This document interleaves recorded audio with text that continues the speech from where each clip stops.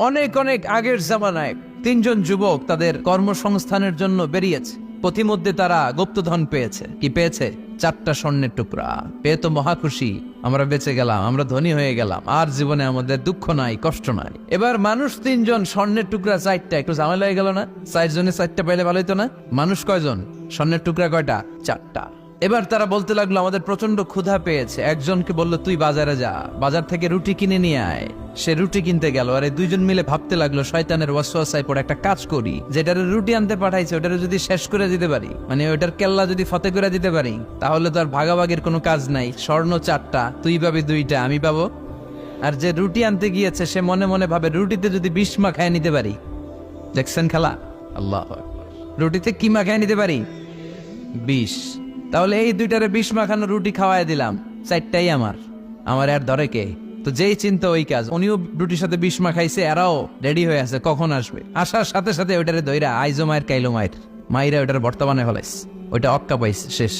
এবার দুই বন্ধু মহা খুশি, তুই 2টা আমি 2টা, লাফাইতেছে আনন্দে। এক বন্ধু কয় লাফাইস কম, ক্ষুধা লাগছে অনেক, আগে খেয়ে নেই। আয় কি করি, এবার প্যাকেট থেকে বিষ মাখানো রুটি বের করে রুটি খাই, ওই 2টাও শেষ।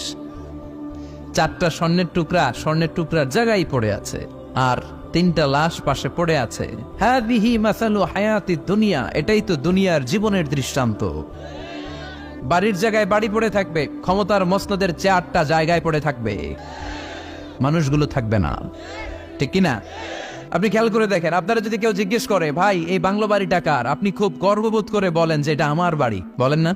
একটু খেয়াল করেন, আপনার বাবা যখন এই বাড়িতে থাকতো, কেউ যখন জিজ্ঞেস করতো বাড়িটা কার, আপনার বাবাও বলতো এটা আমার বাড়ি। আপনার দাদাও খুব পরিচয় দিত, এটা আমার বাড়ি, এই বাড়ি কার? আমার। আপনার দাদার দাদার দাদাও বলতো এটা আমার বাড়ি। আপনি মরে গেলে এই বাড়িটাই, যেটারে আপনি আমার আমার বলে আগলে রাখতেন, আপনার ছেলে তখন শুরু করবে আমার কথা কন। বিষ্ণু বললেন লাউ আন্না লিকুল্লি ইবনি আদম ওয়াদিয়ান মিন যাহাব, পৃথিবীর প্রত্যেকটা মানুষকে যদি আল্লাহ একটা করে স্বর্ণের পাহাড়ের মালিক বানিয়ে দেয়, আহাব্বা আইয়াকুনা লাহু ওয়াদিয়ান, সে আরো একটা স্বর্ণের পাহাড়ের মালিক হওয়ার চেষ্টা করবে। ওয়ালা ইয়ামলা আফাহু ইল্লা তুরাব, কবরের মাটি ছাড়া তার এই লোভ লালসা, অতিরিক্ত চাওয়া পাওয়ার ইচ্ছা কোনোদিন কেউ থামাতে পারবে না। একটু বুঝে শুনে উত্তর দেন, একটা স্বর্ণের পাহাড়ের মালিক যদি আমি হই, আমি আমার 14 পুরুষ এটারে বিক্রি করে করে খেয়েও কি শেষ করতে পারবো? আপনি পাহাড় দেখছেন কত বড়, যে স্বর্ণের পাহাড় যদি হয়, এটার বেচে খেয়ে মজমাস্তি করে আমাদের 14 পুরুষের জীবন কেটে যাবে। তাহলে আরেকটা পাহাড় দিয়ে আমি কি করব? এটা মানুষের স্বভাব, যার আছে বেশি সে চায় বেশি। আল্লাহ বলে থাম, একটু থাম, অনেক হয়েছে, আর না, তোমাকে চলে যেতে হবে। এই পাগলামির মায়া জালে আর পড়ে থেকো না, ঘুমন্ত বিবেকটাকে জাগাও, আখিরাতের সামানা তৈরি করো। চিল্লায় বলেন ঠিক কিনা? হাত্তা যুরতুমুল মাকাবির, এই কবর জিয়ারত তোমাকে করতে হবে। কবর হলো এমন জায়গা, এটা হলো মরণের পরে আখিরাতের প্রথম ধাপ। বিষ্ণু বললেন এই ধাপটা যদি সহজ হয়, আখিরাতের বাকি ধাপগুলোরে সহজ করে দিবে কে? আর এই কবরের প্রশ্নের উত্তর যদি উল্টা পাল্টা হয়ে যায়, প্রথম ধাপের প্রশ্নের উত্তর যদি গোলমাল পেকে যায়, পরের ধাপগুলোতে মায়ের আসানা নাই। বিষ্ণু বললেন মুমিনদের জন্য এই কবরে প্রশ্ন থাকবে কয়টা? 4টা।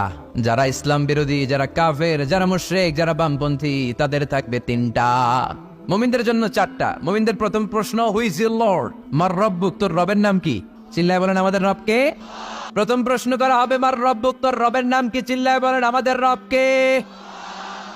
দ্বিতীয় প্রশ্ন, মা দীনুক, তোর ধর্মের নাম কি? আমাদের ধর্মের নাম কি? বিশ্বনবীর চেহারা দেখিয়ে বলা হবে তারিফু মান হাদার রাজুল, এই লোকটারে চিনো কিনা? আমরা বলবো চিনি, উনি আমাদের পেয়ারা নবী, ঠিক কিনা? আমরা বিশ্বনবীর চেহারা দেখা মাত্রই চিনে যাব, ঠিক কিনা?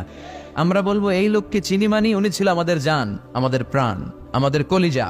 এই নবীর জন্য আমরা সব করতে রাজি।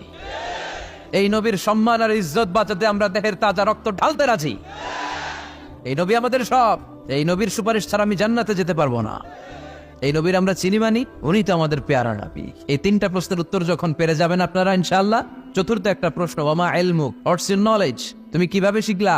তুমি কি নকল করে শিখেছো না জেনে বুঝে? আপনাকে বলতে হবে কোরআন থেকে জেনে, হাদিস থেকে মেনে মেনে আমি শিখেছি। 4টা প্রশ্নের উত্তর যখন আপনি করে ফেলবেন, ফেরেশতারা বলবে আহলান সাহলান মারহাবান বিক, খোশ আমদেদ, সুস্বাগতম, তুমি তো কপালওয়ালা। আলহামদুলিল্লাহ পড়েন।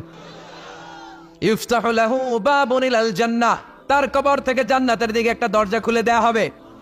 ওয়া ইফসাহু লাহু কবরুহু 70 যিরান, তার কবরটারে 70 হাত লম্বা বানিয়ে দেয়া হবে।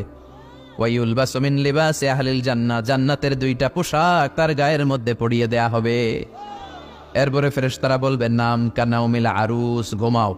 বাসর রাতে বর যেমনি কনেকে নিয়ে প্রশান্তির ঘুম দেয়, আনন্দের ঘুম দাও, ঘুমাও। আপনি আরামসে ঘুমাবেন, আলহামদুলিল্লাহ পড়েন।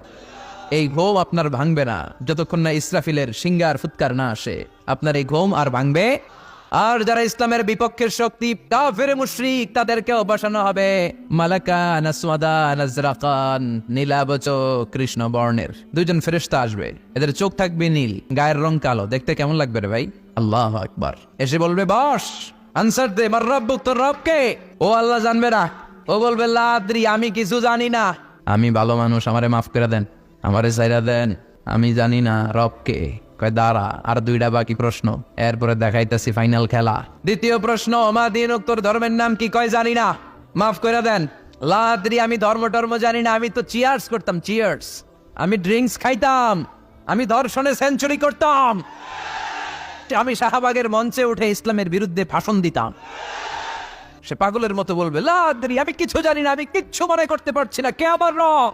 আমার কিছু মনে নাই, আমার জীবনটা আমি ডেডিকেট করেছি ইসলামের বিপক্ষে, আমার জীবনটা আমি শেষ করেছি কোরআনের বিপক্ষে। দুইটা প্রশ্ন শেষ, বাকি কয়টা?